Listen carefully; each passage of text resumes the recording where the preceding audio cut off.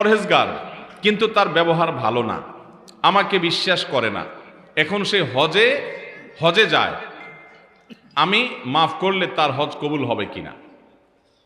মাশাআল্লাহ, এই স্বামী তো ভালো মানুষ দেখা যাচ্ছে, যে বউ তার সাথে ব্যবহার খারাপ করছে, তারপরে বউর হজ নিয়ে চিন্তা আছে কবুল হবে কি হবে না। মাশাআল্লাহ, নেককার মানুষের আলামত বোঝা গেল।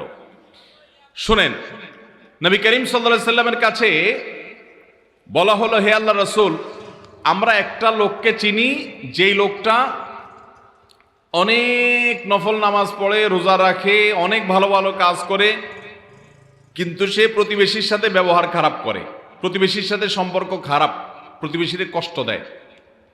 কি হবে তার? নবী সাল্লাল্লাহু আলাইহি সাল্লাম বলেছেন, হুয়া ফিন্নার, সে জাহান্নামে যাবে।